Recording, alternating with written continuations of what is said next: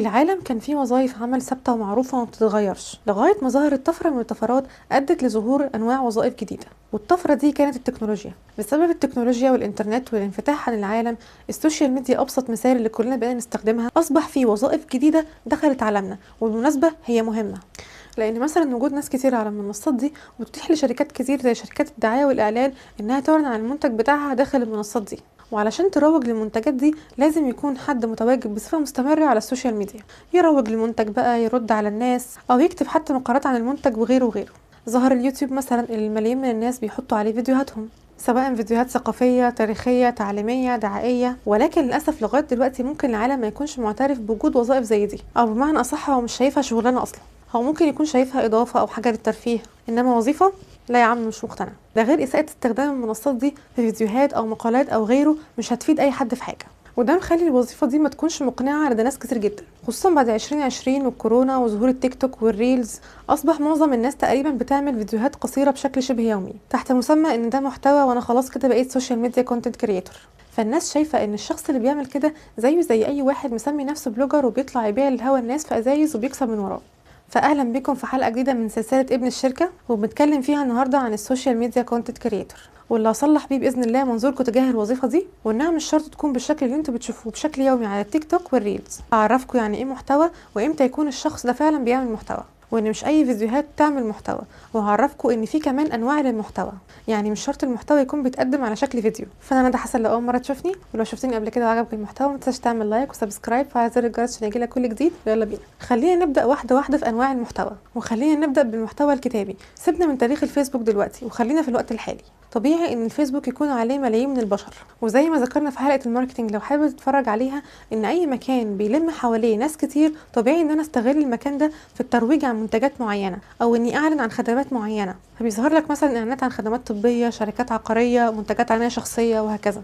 مثال تاني، عياده معينه بتعلن عن نفسها عن طريق ان هي بتكتب مقالات طبيه مفيده لصحتك. مثال تالت، واحد بيحاول يقدم نصايح في المجال بتاعه او مجالات مختلفه. كل ده كونتنت. طب مين المسؤول عن كتابه كل ده؟ بالظبط كده، هو الكونتنت كريتور. وظيفته ان هو يدور ويقرا ويجمع الداتا ويشكلها لك في شكل بوست حلو كده تقراه، بحيث يفيدك انت ويفيد الشخص اللي شغال عنده الكونتنت كريتور ده. طيب النوع التاني من المحتوى هو المحتوى المرئي، وده بقى اللي بتشوفه على شكل فيديوهات. واحد قرر يفيد الناس عن طريق مثلا ان هو بيلخص لك كتاب معين.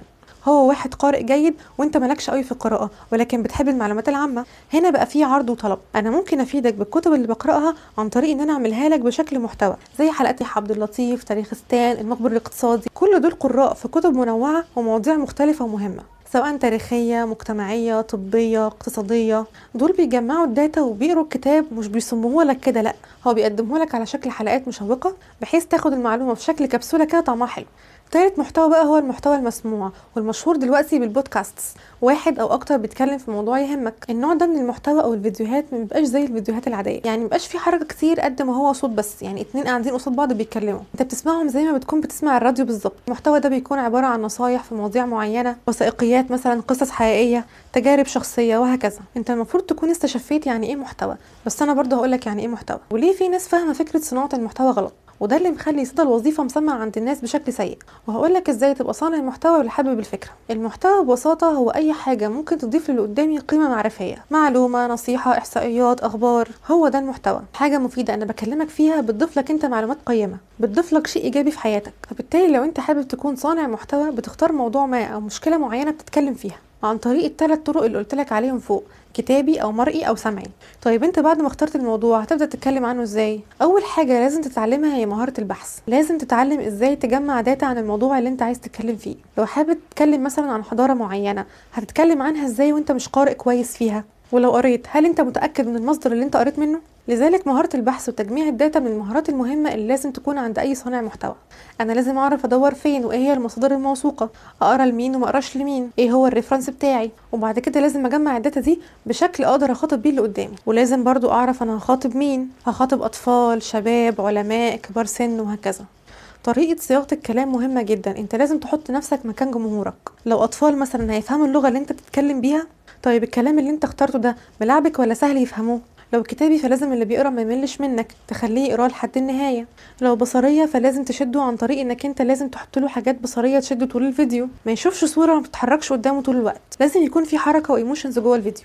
لو سمعي فلازم تكون طريقه السرد وجوده الصوت ممتازه والا هيزهق مني. كل ده مهم ولازم تكتسبه. لذلك وانت بتكتب المحتوى حاول تقراه تاني بس مكان المتلقي او تعرضه على اصحابك مثلا.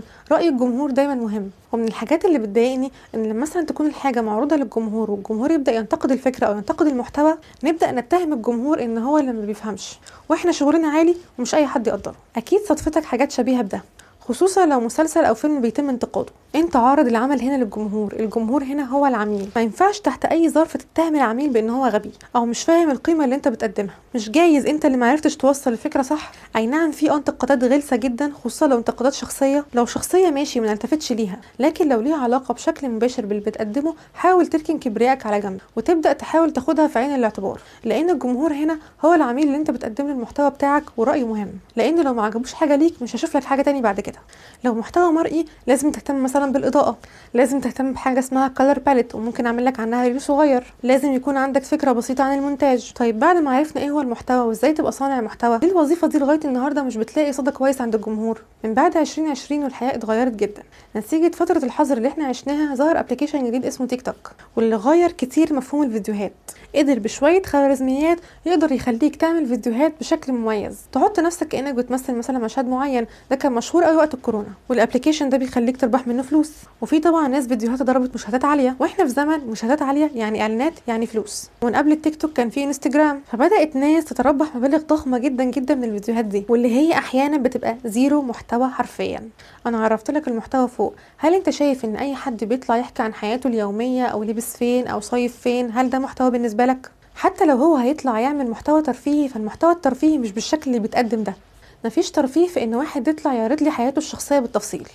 بس الدنيا اختلطت ببعض، هم سموا نفسهم كونتنت كرييتورز، بل الابلكيشنز نفسها سمتهم كونتنت كرييتورز. هي اللي ادت لهم الالقاب دي، وبسبب ان الفيديوهات دي هي اللي بتجيب مشاهدات عاليه، وبالتالي بتجيب للابلكيشن فلوس، وبالتالي بتجيب لصاحب الفيديوهات فلوس. فالابلكيشنز بتكرمهم وبتديهم جوائز منوعه، وده اتكلمنا عنه في حلقه قبل كده اسمها معضله انجازات وجوائز، تقدر تروح تشوفها. فزي ما قلت لك الدنيا اختلطت ببعض وكله اتسمى محتوى، في حين ان لا، ده ما اسموش حاجه اصلا. عشان كده صدى الوظيفه دي مسمع عند الناس بالسلب، هم شايفين ان ده ما بيعملش حاجه اصلا وبيكسب فلوس من الهوا، في حين ان مش كله كده. في ناس بتقدم لك خدمه فعلا، بتقدم لك محتوى فعلا، بتقدم لك معلومه قيمه بالفعل. بص عموما كل وظيفه بيبقى ليها استخدام صحيح واستخدام سيء.